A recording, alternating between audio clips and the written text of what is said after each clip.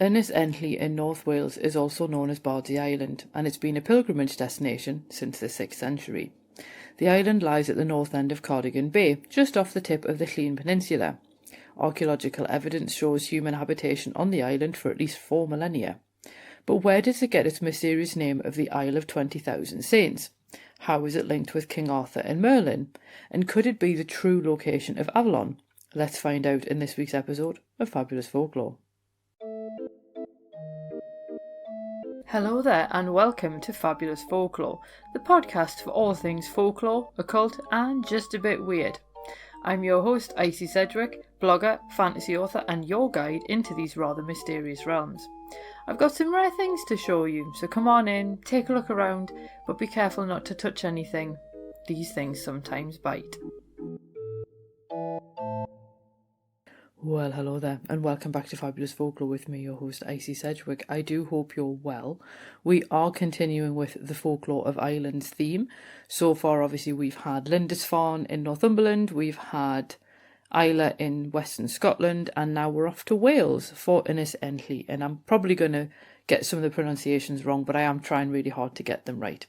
And also, just in case anyone's wondering, we will be off to Ireland for next week's episode for one of their islands. And I just thought it seemed like a fairer way of dividing up the content. I have had some other good requests as well, and they will just go towards a revisit of this theme early next year, because there's so many islands in so many places, it's not like I'm going to run out of them anytime soon. So anyway, let's get cracking. So we're going to start off with the idea of Bardsey Island as Avalon, and Arthurian stories run very, very deep in this part of Wales, and in one legend this island is the actual location of Avalon, not Glastonbury. And obviously there is an episode about Glastonbury if you're interested in that. But as a result of this is where King Arthur retreated when he was mortally wounded in battle. And if that's the case, then we should really be calling it Ynys Enlli. Chris Barber and David Pickett placed this battle in either 537 or 542 CE, when St Cadfan was Bardsey's abbot, and more on him a little bit later. And they suggest that Arthur accessed medical care at the monastery on the island. So if Arthur was never seen again after he went to Avalon, does that mean that he's still there? So it does rather put paid to all the notions of other castles around the UK that are like, yeah, no, this is where Arthur's resting. Apparently, he might be in North Wales. But another legend actually cites the island as Merlin's last resting place. Now, he's not actually dead. He's either asleep in a cave or he's trapped in a glass castle. And this makes a really interesting twist on the King in the Mountain trope, where it's usually Arthur asleep in a cave beneath Britain, waiting until he's needed again. And any time that you're free, Arthur, you know, there's plenty for you to do. But some say that Merlin, or Merlin, if we're going to give him his correct name, guards the 13 treasures of Britain, and others say that he's simply in the same place, fast asleep and awaiting Arthur's return. Now, as for the glass castle, I thought I'm going to have to look into this, because that sounds both hideously impractical but kind of cool at the same time. And Lewis Morris actually described it as Tŷ Gwydir, or House of Glass, and located it on Bardsey. And meanwhile, the Oxford manuscript of La Folie Tristan describes the glass chamber in which Morgan, Queen of Avalon, lived. Barber and Pikett suggest that this may actually have been a solarium, adding to the therapeutic or medical properties of the island. And they also suggest it might have been a prototype greenhouse or the apple orchard reputed to be on the island. When I first looked at that, I thought, really, a house of glass in the 6th century? That sounds a bit odd. So I looked into it, and Mesopotamian craftsmen discovered glass in the late Bronze Age between 1600 and 1200 BCE, and the Romans first used it in windows in Egypt in around 100 CE. So while the sheet glass we're thinking of in greenhouses is only about 200 years old or so, humans have been working with glass for millennia. So there is a possibility that something like that may have existed at some point in the past. But you may be going, hang on a minute, I see you just completely glossed over the 13 treasures of Britain. What are they?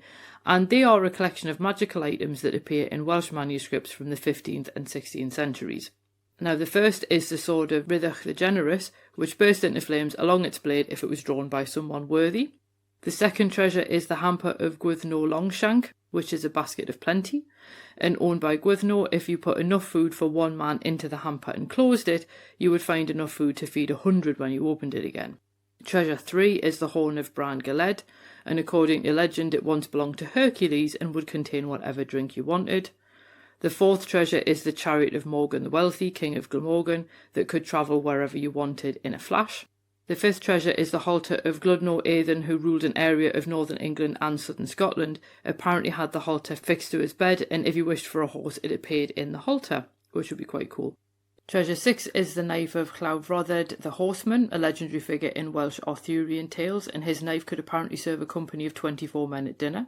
The 7th treasure is the cauldron of Dyrnwch the Giant, which would quickly boil any meat put in it by a brave man. If you were a coward, on the other hand, your meat would never boil, and that sounds like a euphemism, but apparently it's not.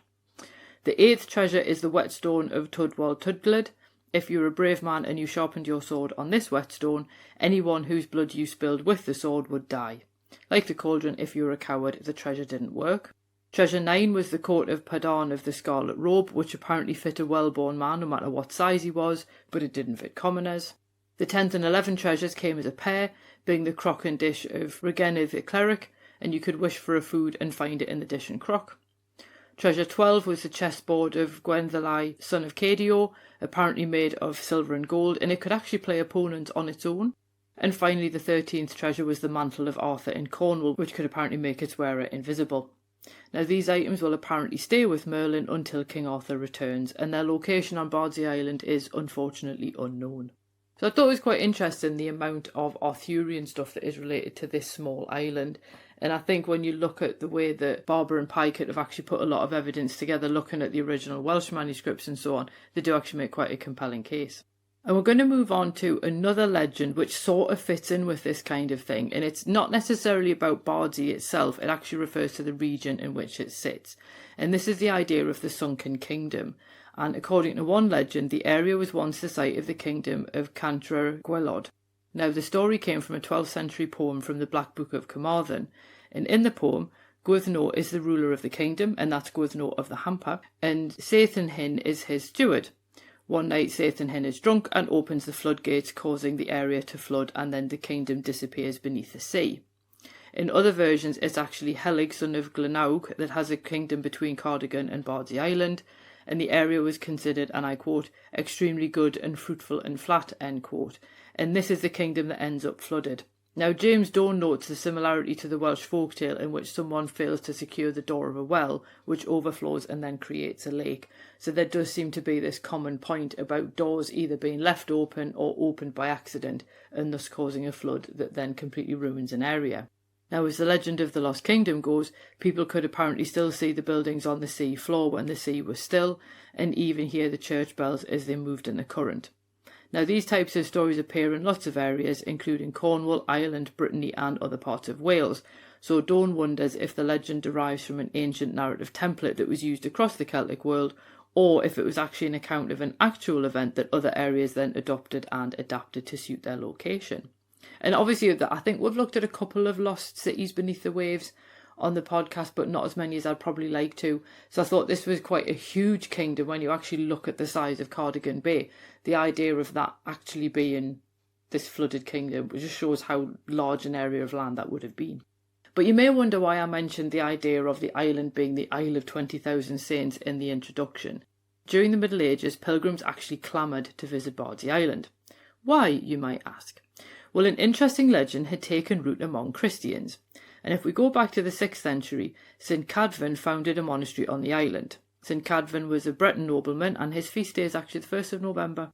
His successor, St Llŷn, put it about that if you died on the island, you wouldn't go to hell. So the legend caught on, and hundreds of people started to visit.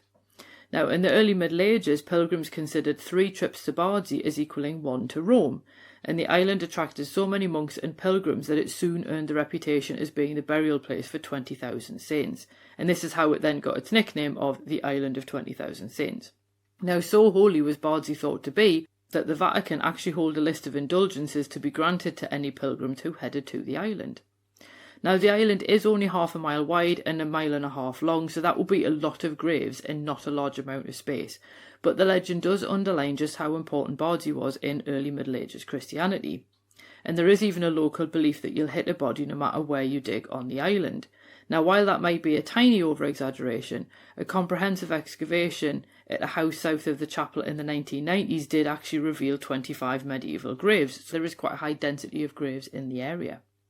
Now, back in 2011, volunteers actually created a pilgrimage route some 135 miles long, a lot using public rights of way. And it connected Basingstoke Abbey near Holywell with Bardsey, stopping at a range of churches along the way. So you could get a little bit more of an idea of what such a pilgrimage might have felt like.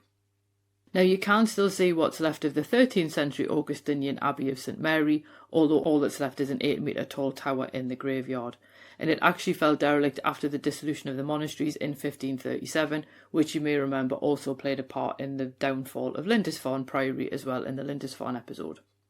But Bardsey became a stopping point for pirates until people then arrived in the 18th century to establish farming and fishing on the island. Now, this marked a massive reversal in the island's fortune, so where previously Bardsey ruled the mainland, now the mainland was in charge. And perhaps as part of a kickback against that, we do have the idea of the Kings of Enlli, and this is where the community actually used to elect their own king from among the community. The first King of Enlli was actually crowned in around 1796, although sadly his name was lost to the mists of time. You have to bear in mind that this community is mostly crofters and fishermen, and it's unclear whether they wanted to have their own king to feel independent from the mainland or whether they wanted to have a king-type figure to sort of unite the community. It's a little bit unclear. But the last king was Love Pritchard, who was crowned in 1918. And born in 1842, he tried to enlist in the army during the First World War, but his age went against him. And according to legend, this meant that he remained neutral, probably due to this rejection by the army. In 1925, he led many of the inhabitants to the mainland for an easier way of life, and he actually died in 1927, and his grave is in Aberdaron churchyard on the mainland. By 1931, only 54 people lived on Ynys Enlli, so obviously they don't have this tradition anymore. But I wanted to include it because sometimes when we think of folklore, we think of magical beliefs or beliefs to ward off supernatural creatures and so on. And sometimes just traditions that become part of folk life are also part of folklore. And I think this tradition of crowning your own king on an island is indeed one of those kind of folk life traditions that's quite interesting to have a look at. So if you've heard all of this and gone, that sounds like a really cool place to visit, how do I do that? Well, Ynys Enlli is a nature reserve and a site of special scientific interest, so it is home to sheep, cattle and bees, along with grey seals and 310 bird species. Now, the island is also home to Bardsey Lighthouse, which is the UK's tallest square-towered lighthouse. It was built in 1821, but the lighthouse is now completely solar-powered, which is quite cool. Now, obviously, as you might imagine, there aren't really many permanent residents. It's usually just the wardens, but people do obviously stay there as well. And in 2016, it was recorded that there were 4 residents who lived here all year round and then 9 temporary residents, but the number could go up to 80 in the summer. You can visit by boat between March and October, weather permitting, and the crossing is less than 2 miles, and day trips with Bardsey Island boat trips allow about 3 to 4 hours on the island. You can actually book a holiday let because there are 9 self-catering houses on the island. They don't have electricity, but they do have gas and solar power for the kitchen items. So obviously it's one of those things again where if you are going to go and stay there, bear in mind that they don't have things like camping and so on because of the fact it's a site of special scientific interest and so on. And it is a working island as well. But while you're there, you can always see if King Arthur, Merlin or one of the 20,000 saints makes an appearance. So what I want to know is, have you been to Bardsey Island? Are you aware of Bardsey Island? Would you like to go and stay on Bardsey Island? I was looking at it going, that seems like an amazing place to literally get away from it all because of the fact that you're ultimately so remote from everyone else, despite the fact that you're only a couple of miles off the mainland. But it's one of those things where I think it would probably be lovely if the weather was nice, and it would probably feel a little bit more unusual if that's not what you're used to if the weather was awful. So I think, again, it's one of those things where you can sometimes think the idea of it in your head won't necessarily match the reality. But anyway, like I said at the beginning, we are going to have a look at an Irish island next week just to finish off this particular theme. I haven't decided what we're doing for October yet. I feel like we should probably do something vaguely supernatural related or ghost related or something just because it's October, but we shall see what I come up with, and you know, it'll all be fine. As always, thanks for your support of the podcast. If obviously financial support is not in your remit at the moment, shall we say, then you can always just leave a review. It's free and it does this thing with the algorithm where it helps to put the podcast in front of other people. So if you enjoy the podcast and you get something out of it, then help other people find it as well by just simply dropping us a review. And I love reading them as well. It's really nice to see all the lovely things that people say about the podcast, and it's nice to know that people get some value from it and enjoy it, and it's become like a part of people's routines and things like that, because God knows it's been going long enough. But anyway, I hope that you have an absolutely marvellous week ahead, and I will see you soon. Cheerio. Well, thanks for listening, and I hope you enjoyed that episode. If you did, feel free to leave a review wherever you listen to podcasts, because that helps other people find the show too. It also takes between 4 and 6 hours to research, write, record and edit these episodes, so if you want to help support my time in doing that, then you can buy me a coffee, or you can join the Fabulous Folklore family on Patreon and enjoy extra benefits, including exclusive episodes and articles and even illustrated talks. All the links you need are below, and thanks in advance.